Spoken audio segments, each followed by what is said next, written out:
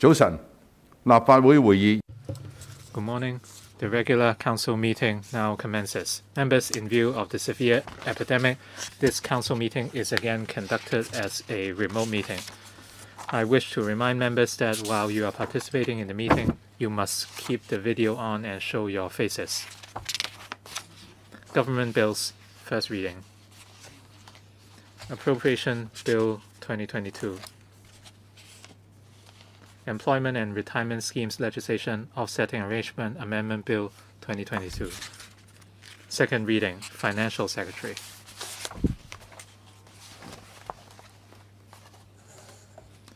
Mr. President, honorable members and fellow citizens, good morning. I move that the Appropriation Bill 2022 be read a second time. The COVID-19 pandemic has plagued the entire world for 2 years, taking a heavy toll on economic activities and people's way of life.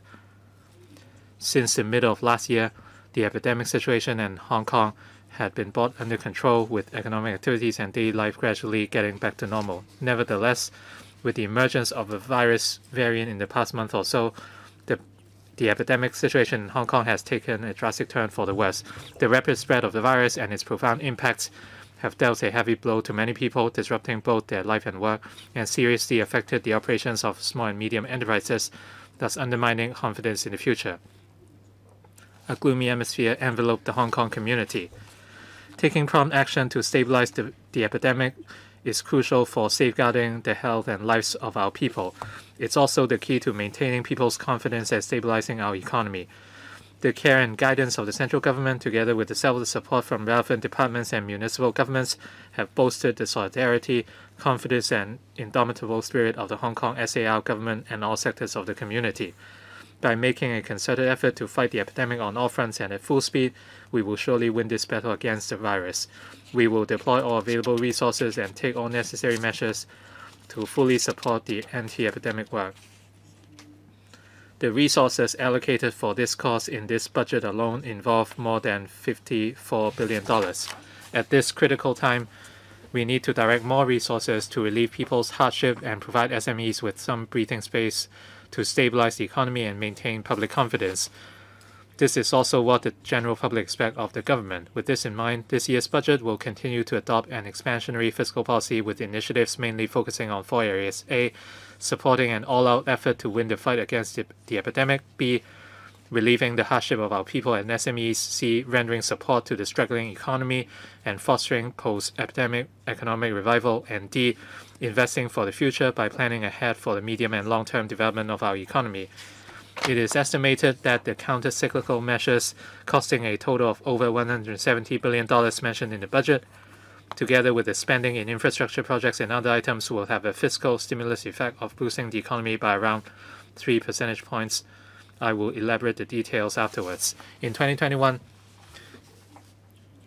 with the rollout of vaccination schemes around the world, as well as the strong fiscal and monetary support, global economic activities revived remarkably.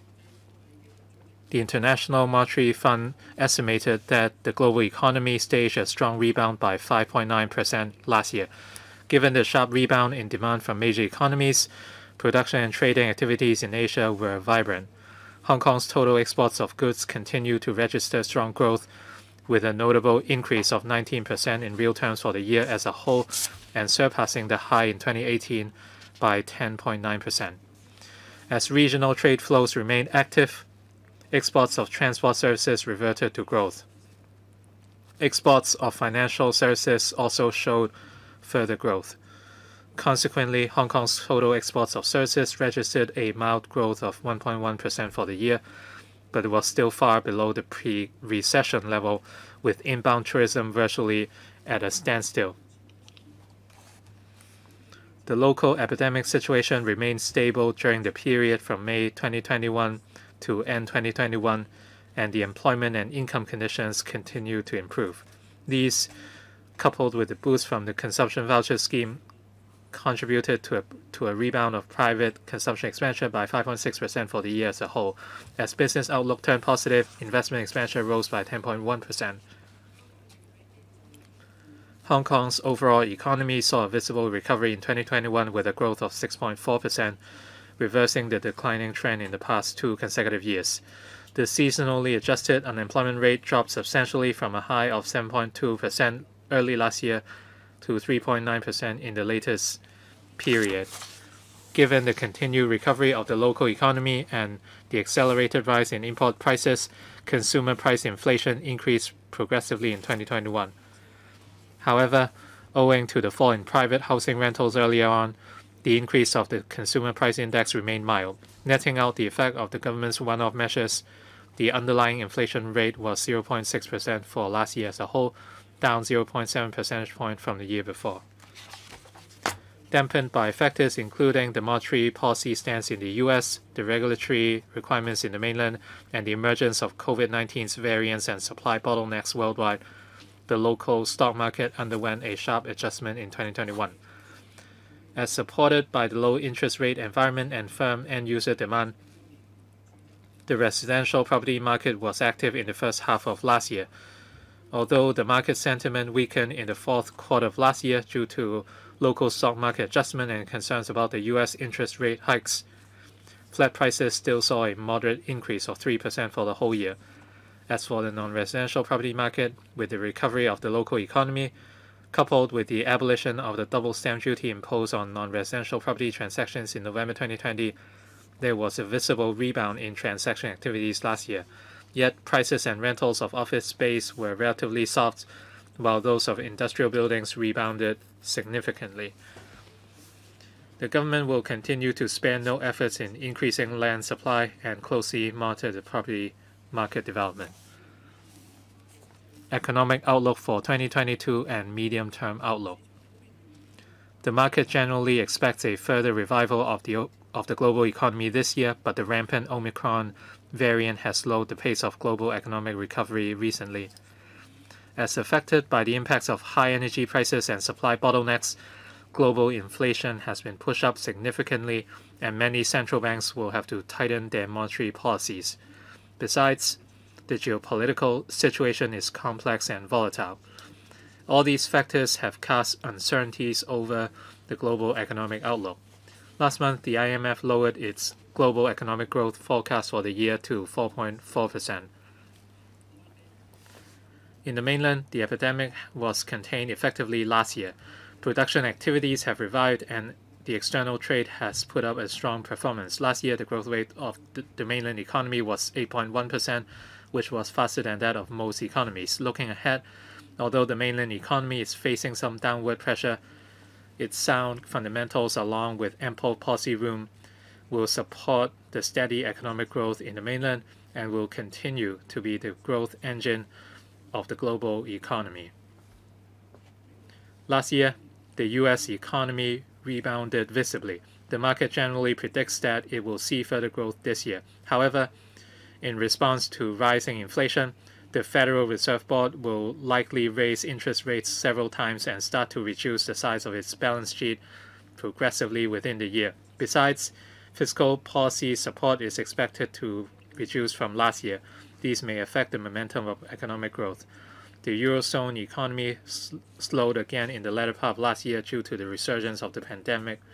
However, with the still accommodative monetary policy and supportive fiscal measures, it will likely continue to recover this year. The economic growth outlook for Japan and other Asian economies this year will hinge on the pandemic developments and the restrictive measures imposed by their respective governments. Although further recovery of the global economy will lend support to Hong Kong's further export performance this year, our economy and people's livelihood have been under immense pressure in recent months as the rapid worsening of the fifth wave of the epidemic, coupled with further tightening of various restrictive measures, led to drastic fall in people flow and seriously dampened consumer and economic sentiments. To win this fight against the pandemic, the government will devote all-out efforts in stepping up testing and anti-epidemic work. Inevitably, economic activities, particularly the consumption-related sectors, will continue to be under intense pressure in the short term. Unemployment and underemployment situation will also deteriorate. The economic performance in the first quarter is not optimistic. The successful control of the epidemic is the key to safeguarding our economy and people's livelihood. With the staunch support and unfailing assistance from our country, the government and the whole community must join hands to fight the virus and win the battle promptly. As long as the recent wave of the epidemic can be gradually put under control and the status of dynamic zero infection can be maintained down the road, consumption and investment demand will likely gather steam again. A stabilized epidemic situation will also create favorable conditions for the gradual and orderly resumption of quarantine-free travel between the mainland and Hong Kong, thereby injecting greater impetus into the economy. Having regard to the latest local and external situations, as well as the stimulus effect of the fiscal measures, I forecast that Hong Kong's economy will put up a better performance in the second half of this year and achieve growth of 2 to 3.5% in real terms for the year as a whole. On inflation, external price pressures are expected to remain high and persist for some time, while domestic cost pressures will also increase gradually alongside the economic recovery. On the other hand, the upward pressure on the residential rentals remain mild. Taking all factors into account, I forecast that the headline inflation rate and the underlying inflation rate will be 2.1% and 2% respectively this year. Although inflation pressure in Hong Kong remains moderate in overall terms, given that the supply of many daily necessities relies on imports, we should keep in view the impacts brought by external inflation on people's livelihood if such inflation leads to an increase in the prices of imported goods. In the medium term, the economic outlook for Hong Kong is positive. The sustained high-quality development of our country's economy will serve as the key driver of global economic growth and provide the most solid foundation for Hong Kong to prosper and develop. The 14th Five-Year Plan establishes a clear positioning and direction for Hong Kong's economic development and supports Hong Kong for the development of the 8 international standards and emerging industries. We may, by leveraging our advantages under one country, two systems, achieve coordinated development with our neighboring cities in the Guangdong, Hong Kong, Macau, Greater Bay Area, thereby creating enormous business opportunities and ample room for Hong Kong's development. Besides, the government has been committed to nurturing emerging industries over the past few years. Among them, the ecosystem of the innovation and technology industry has become increasingly mature and is ready to contribute more to Hong Kong's economy and competitiveness in the coming years. Regarding our traditional industries, financial services have been developing rapidly with a promising outlook and will remain a driving force for our economic growth in the future. To make the best use of the opportunities, we must continue to build capacity and overcome the constraints on our workforce and land supply, and make concerted efforts to scale new heights in our economic development. Considering all these factors and taking into account the catch-up growth after the epidemic, I forecast that Hong Kong's economy will grow by an average of 3% per annum in real terms from 2023 to 26, slightly higher than the trend growth of 2.8% during the decade before the pandemic. The underlying inflation rate is forecast to average 2.5%. Fighting the virus together.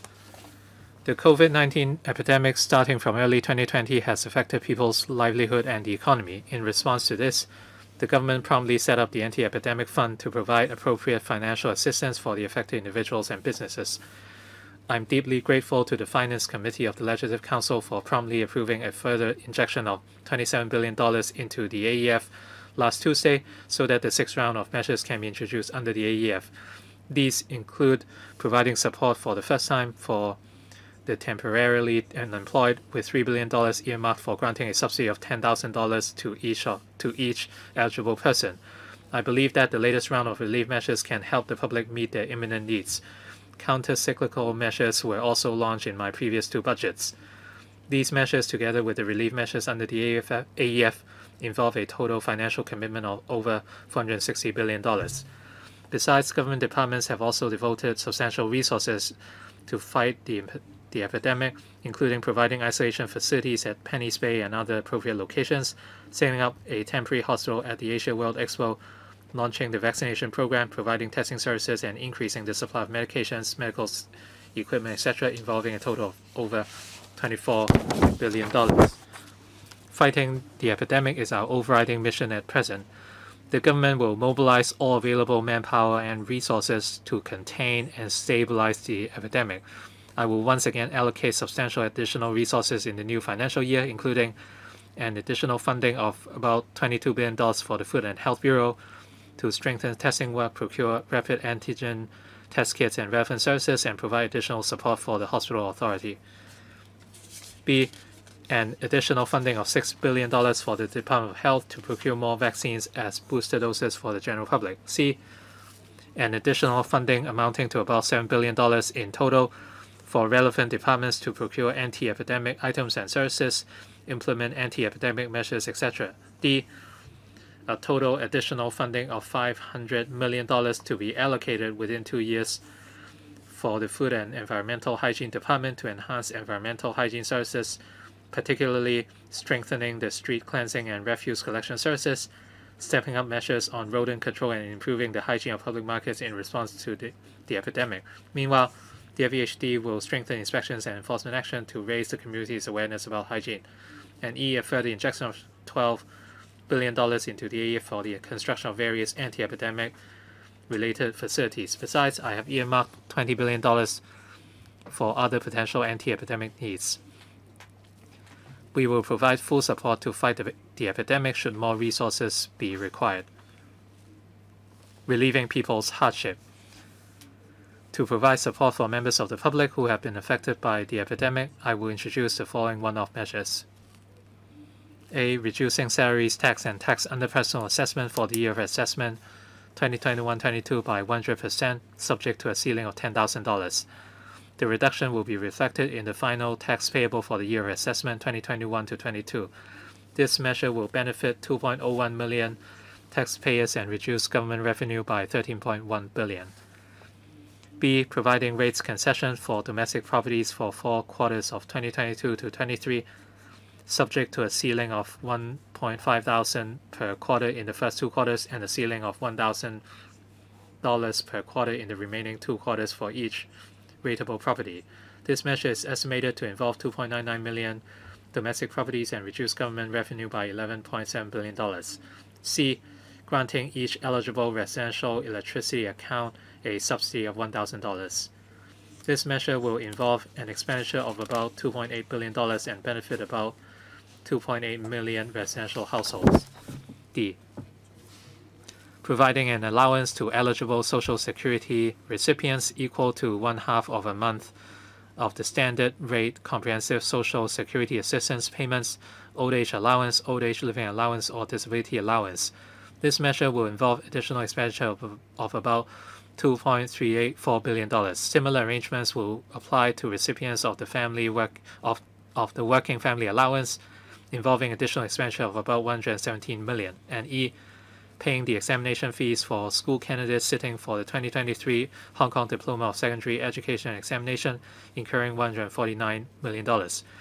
We will also lower the threshold for the public transport fare subsidy scheme from $400 to $200 from May to October this year. The government will provide commuters with a subsidy amounting to 1/3 of their actual monthly public transport expenses in excess of $200, subject to a maximum of $500 per month. With an increase of $1.08 billion in the subsidy amount, it's estimated that the scheme will benefit about 3.8 million commuters per month.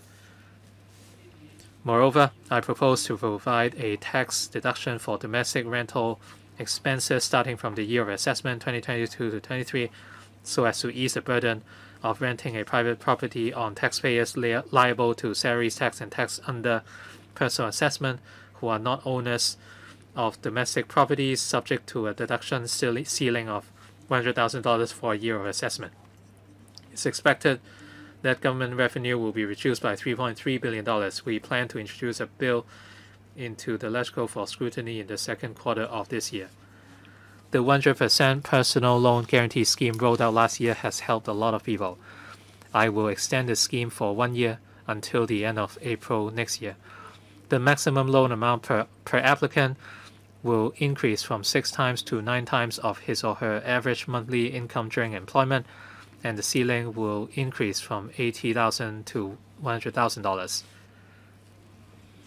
In addition, the maximum repayment period under the scheme will be extended from 6 years to 10 years, whereas the maximum duration of principal moratorium will be extended from 12 months to 18 months. The Hong Kong Monetary Authority and the lending institutions will also enhance the flexibility of the scheme to assist those with income substantially reduced under the epidemic.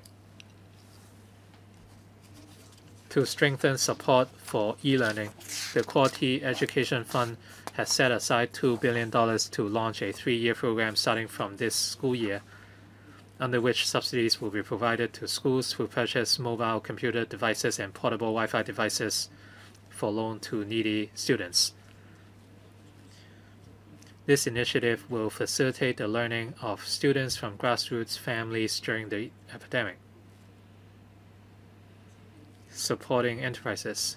During this critical juncture of fighting the epidemic, we must take all necessary measures to preserve the vitality of the economy, in particular the survival of SMEs, and strive to safeguard jobs. I will take measures to ease the operating pressure of businesses and enhance the cash flow support for them.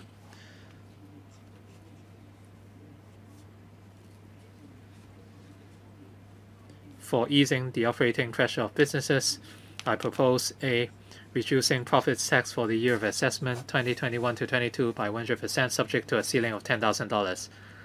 The reduction will be reflected in the final tax payable for the year of assessment 2021-22. This measure will benefit 151,000 businesses and reduce government revenue by $1.2 billion. B. Providing rates concession for non-domestic properties for 4 quarters of 2022-23, subject to a ceiling of $5,000 per quarter in the first 2 quarters and a ceiling of $2,000 per quarter in the remaining 2 quarters for each rateable property. This measure is estimated to involve 430,000 non-domestic properties and reduce government revenue by $3.4 billion. C. Waiving the business registration fees for 2022-23. This measure will benefit 1.5 million business operators and reduce government revenue by $3 billion. D. Continuing to waive 75% of water and sewage charges payable by non-domestic households for 8 months until the 30th of November 2022, subject to a monthly ceiling of $20,000 and $12,500 respectively per household. This measure will benefit 250,000 non-domestic households and reduce government revenue by $680 million. E. Extending the waivers or concessions of the existing 34 groups of government fees and charges for 12 months starting from October. This measure will benefit a wide range of sectors such as aviation, maritime, logistics, retail, catering, agriculture and fisheries, construction, tourism and entertainment, and will reduce government revenue by about $1.7 billion. And F. Continuing to grant the 75% rental or fee concession currently applicable to eligible tenants of government premises and eligible short-term tenancies, and waivers under the Lands Department for 6 months until the 30th of September. During the period, tenants who have to close their properties at the request of the government will continue to receive full rental waiver for the duration of the closure. This will reduce government revenue by $1.4 billion. As regards enhancing the cash flow support for businesses, I will extend the application period of all guarantee products under the SME Financing Guarantee Scheme for 1 year to the end of June next year. The special 100% loans guarantee under the SFGS will also be further enhanced by increasing the maximum loan amount per enterprise from the total amount of employee wages and rents for 18 months to that for 27 months, with the loan ceiling raised from $6 million to $9 million, and by extending the maximum repayment period from 8 years to 10 years. Besides, I have requested the HMA to extend the pre-approved principal payment holiday scheme through the banking sector SME lending coordination mechanism for 6 months to the end of October.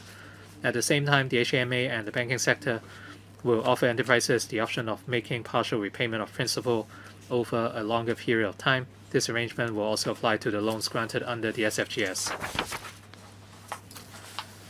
To help small and medium-sized exporters secure export financing from banks more easily, the Hong Kong Export Credit Insurance Corporation plans to launch the Export Credit Guarantee Program on a pilot basis in March, under which the ECIC will guarantee up to 70% of the export financing of their policyholders subject to a maximum limit of $50 million.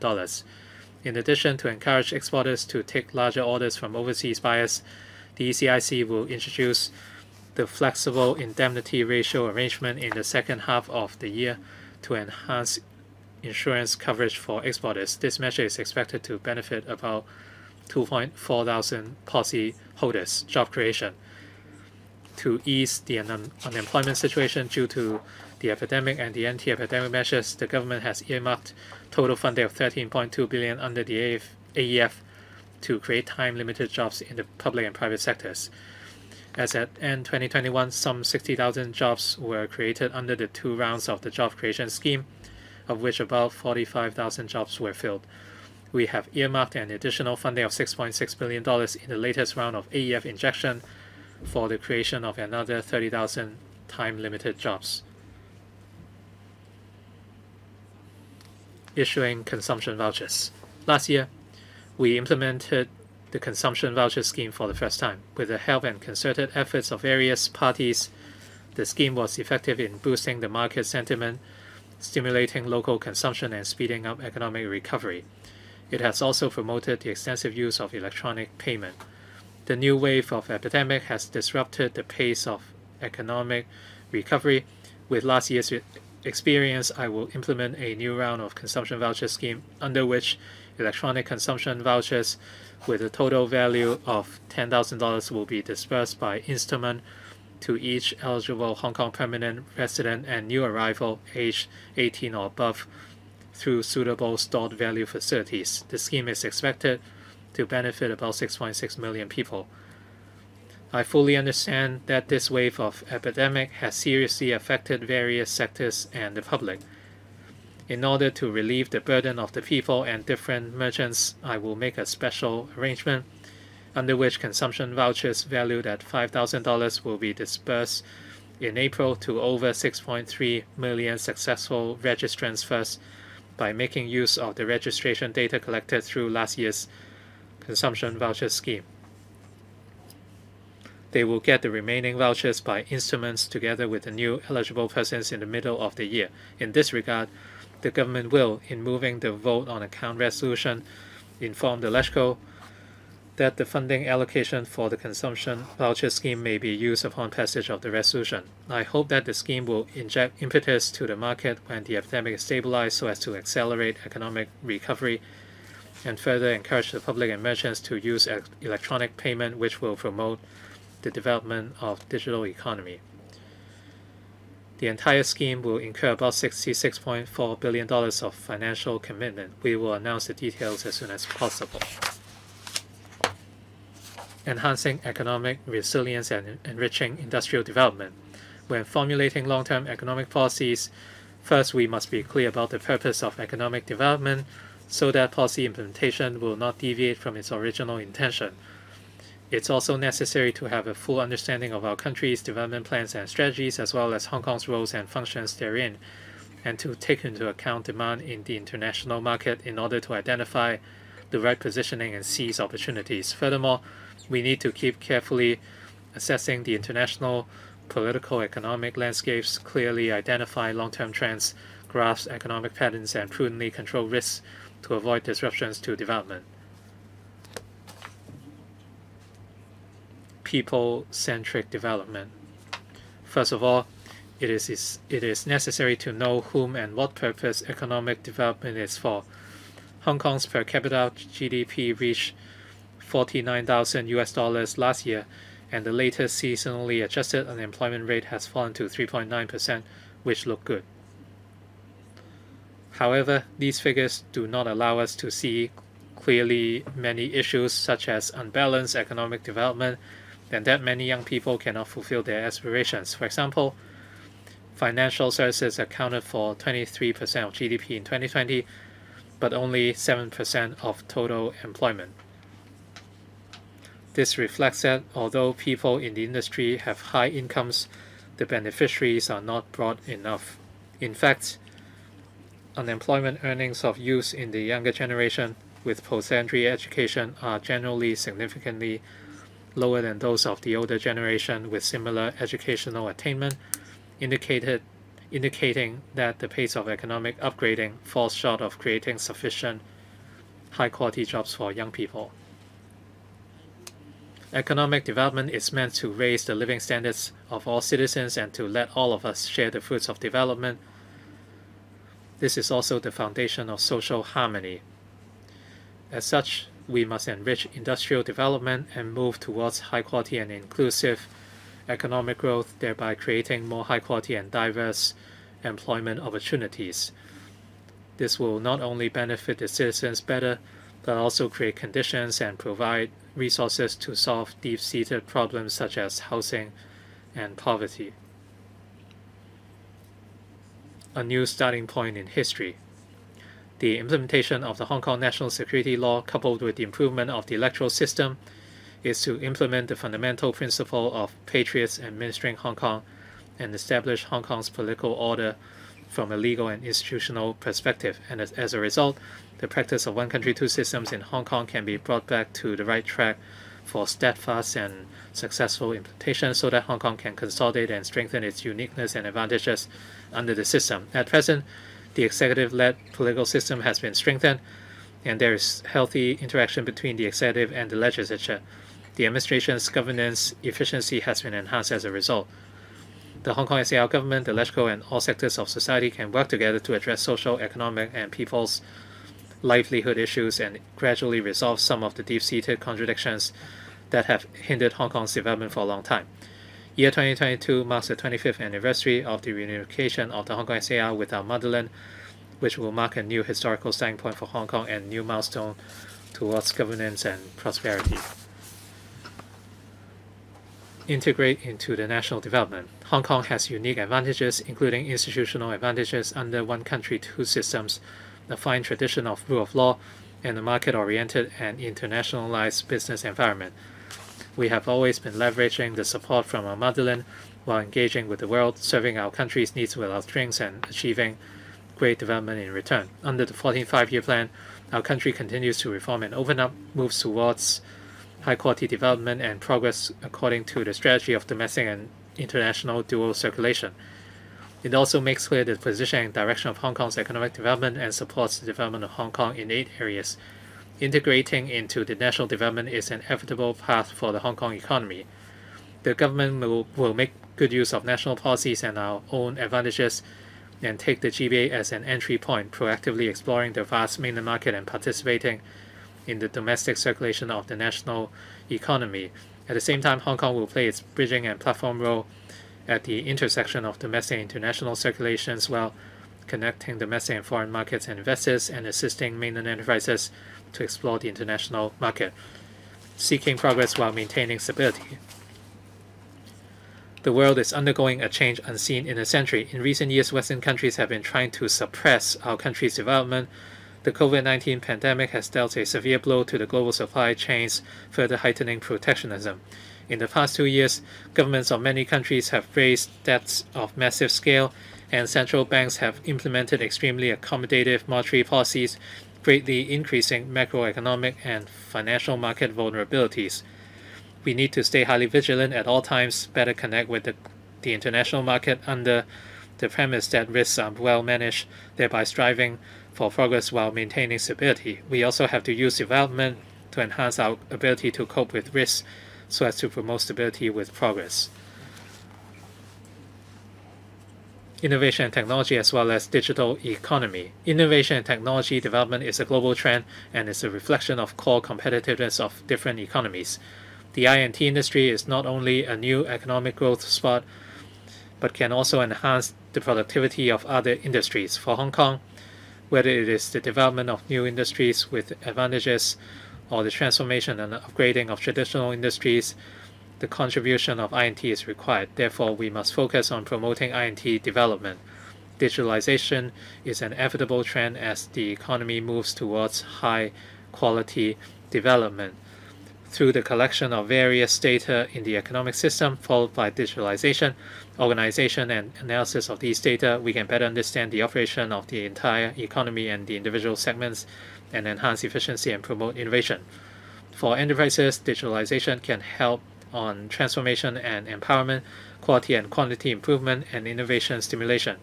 In order to accelerate the progress of the digital economy, I will set up a digital economy Development Committee with members comprising experts and scholars, industry elites, and relevant government officials. Next, I will elaborate on the key points of injecting new fields and elements into Hong Kong's economic development. Innovation and technology development. Continuous promotion of I&T development is an important strategy to foster a more vibrant and diversified economy. The 14th Five-Year Plan supports Hong Kong's development into an international I&T hub. Apart from fostering economic growth and job creation, I&T development can also promote re-industrialization and enhance the competitiveness of our manufacturing sector, as well as enable digital transformation across various trades. The current term government has invested over $130 billion in I&T development, which has seen results trending up gradually in recent years. I will allocate additional resources in the budget to keep reinforcing the entire value chain and the I&T ecosystem.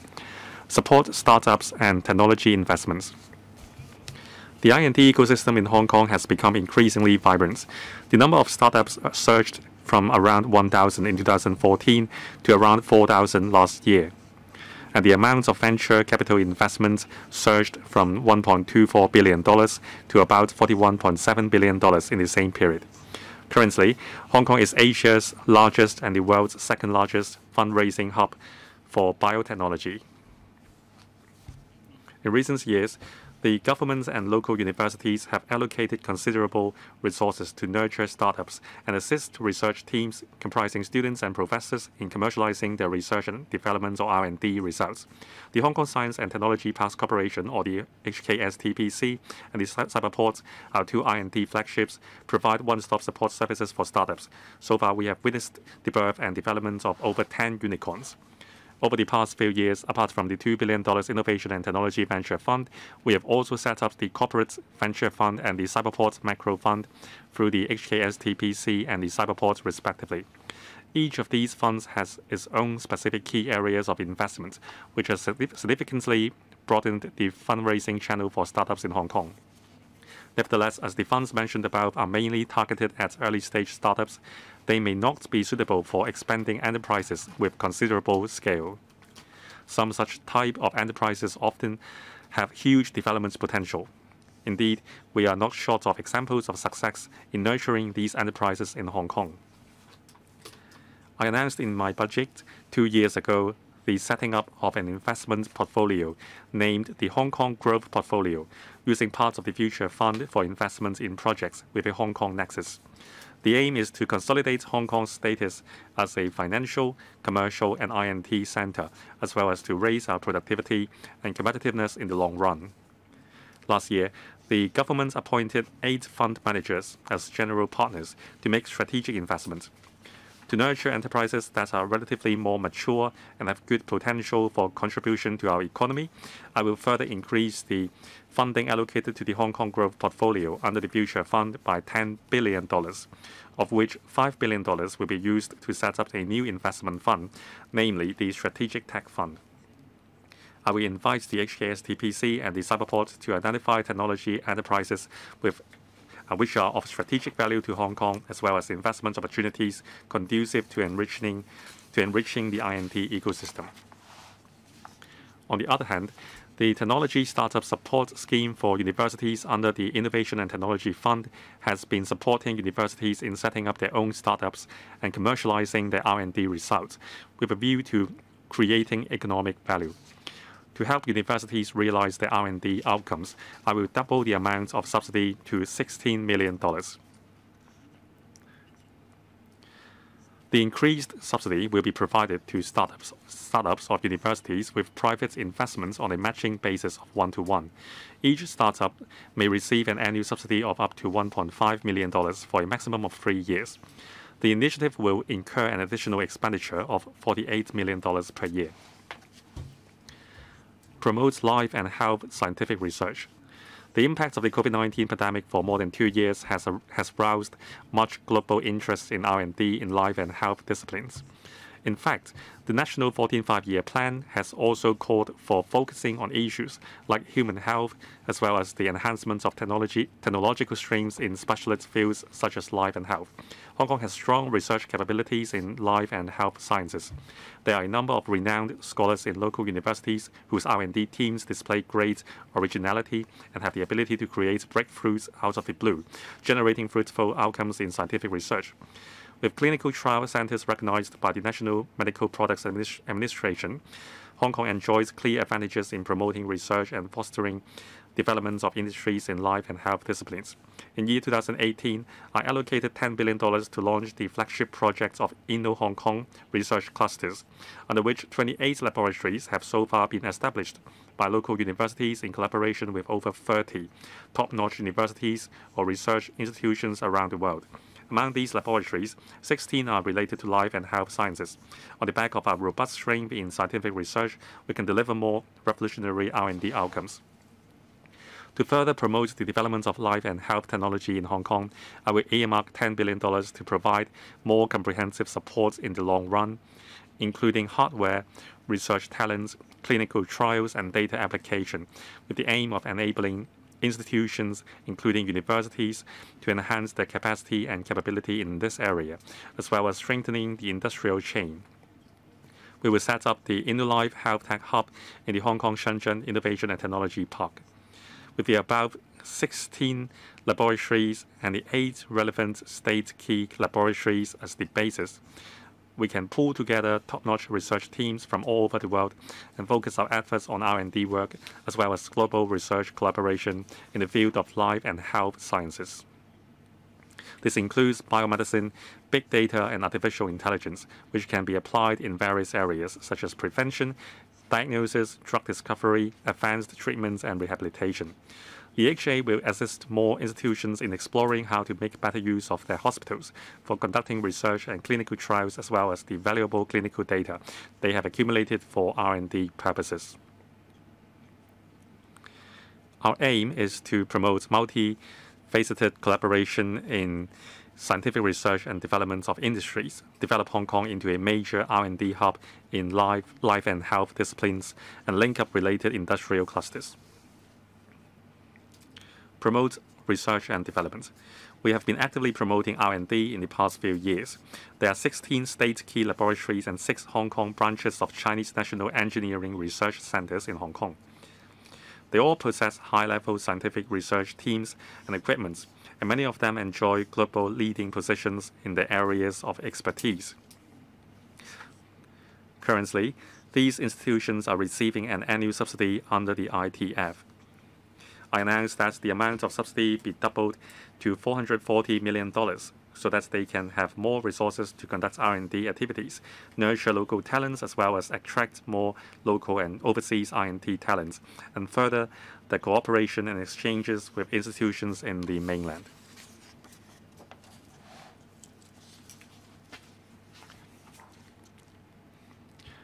Technology application.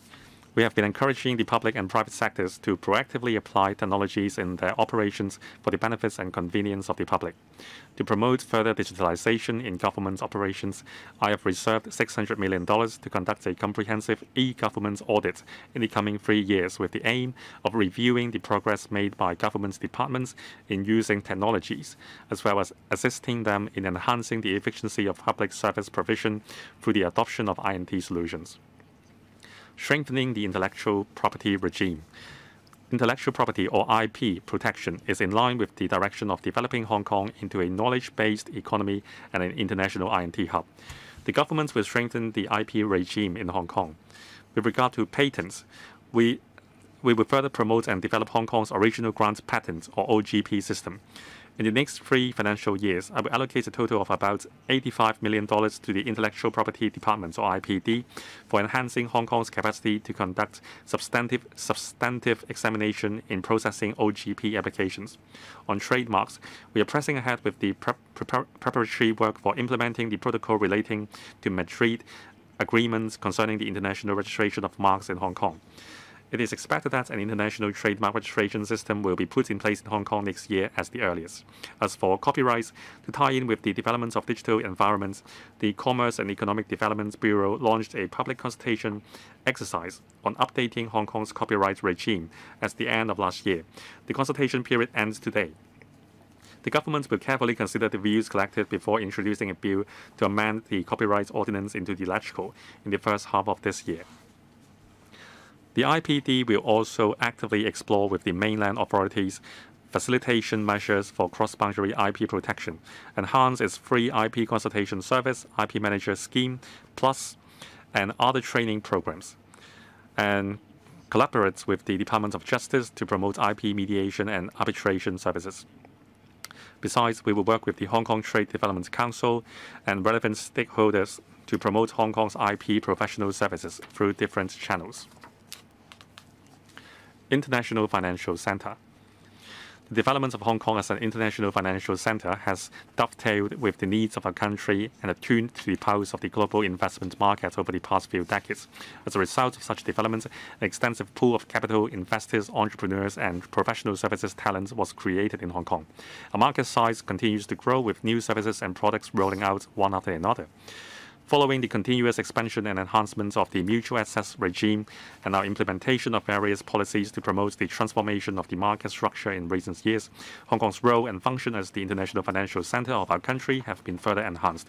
Hong Kong has risen to a new level of development with a wide scope of services and a more comprehensive industrial chain. The clustering effect in respect of financial institutions has also become more prominent.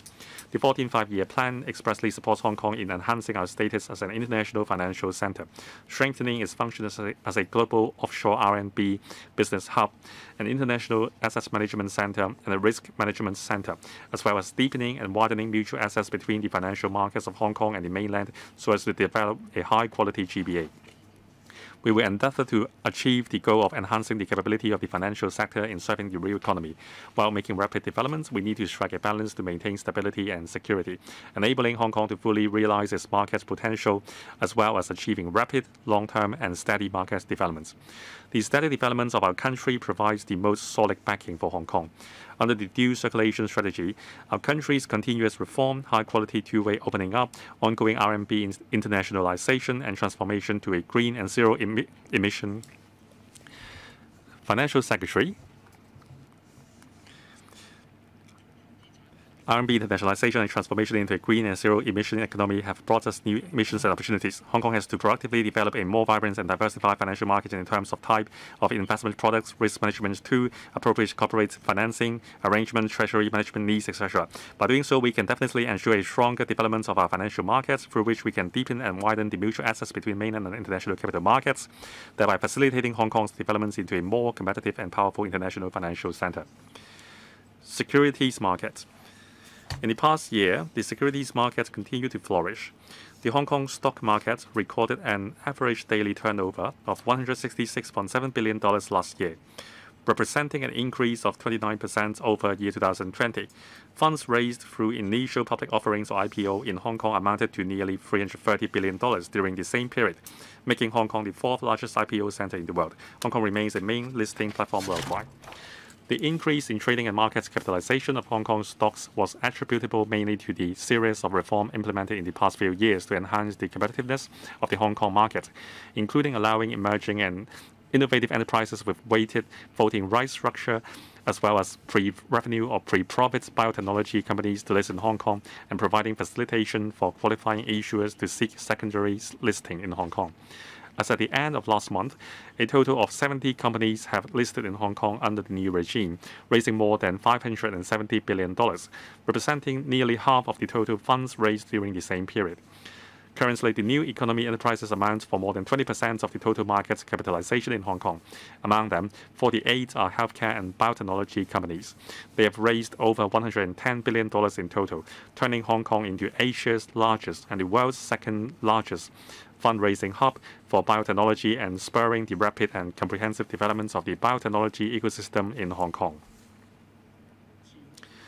Continuous operational enhancement, system reformation, and innovative developments are important means to empower and accelerate the developments of Hong Kong markets.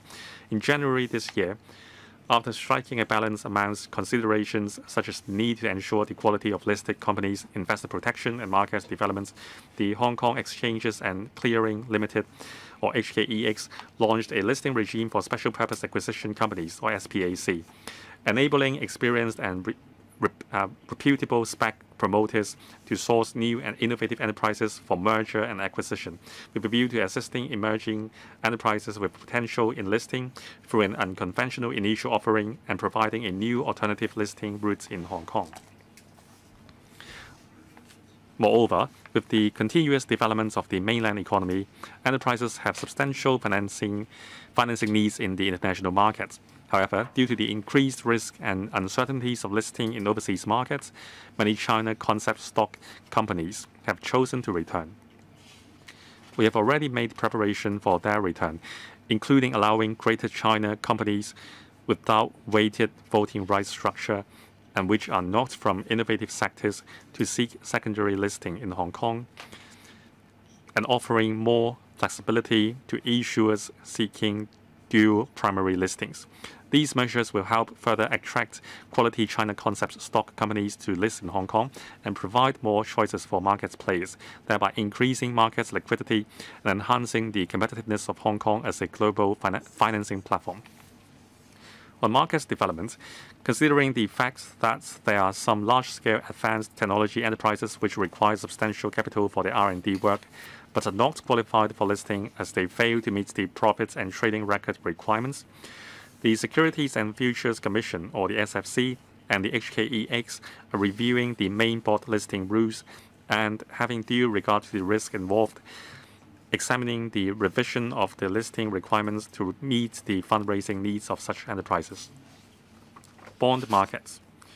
Bond markets not only facilitate medium and long-term capital allocation and management, but also guide capital markets with greater depth and breadth towards the role of supporting a real economy. Developing the bond markets in Hong Kong has been one of our key objectives in recent years. Apart from promoting the diversification of bond products, we strive to move towards the development direction of financial inclusion, enabling the public to participate and benefit from such inclusion. The Steering Committee on Bond Markets Development in Hong Kong, which was set up under my steer last year, has reviewed the current situation of the bond market in Hong Kong and put forward recommendations along 3 directions. They include enhancing market landscape, market infrastructure, and market promotion to further promote the developments of our bond markets.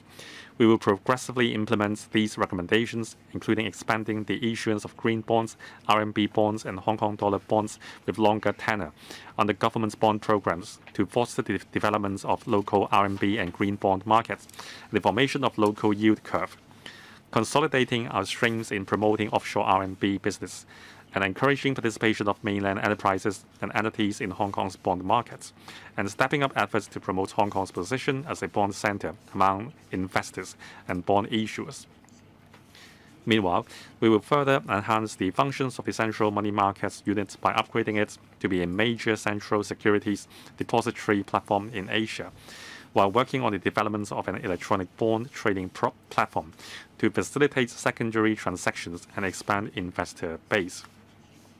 Besides, we will also explore ways to enhance the prospectus requirements and, on the premise of ensuring due protection of investors, make it easier for retail investors to participate in and share the fruits of our bond market development. We have been committed to promoting the development of retail bonds so as to benefit the public.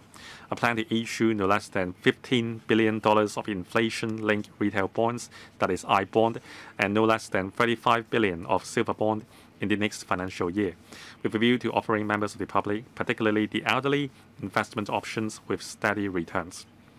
Details of the first batch of retail green bonds for public subscription were announced last week. Members of the public can directly invest in green projects that provide environmental benefits so as to jointly create a green environment for green living in Hong Kong while gaining steady inflation-linked returns.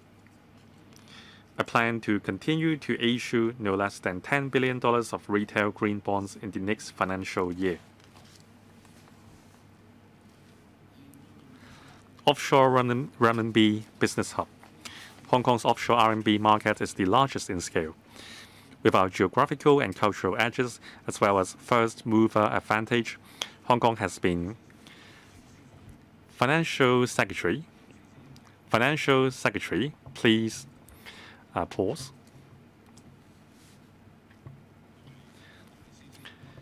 FS. It seems that the connection is glitchy. Let's wait for the technicians to sort it out.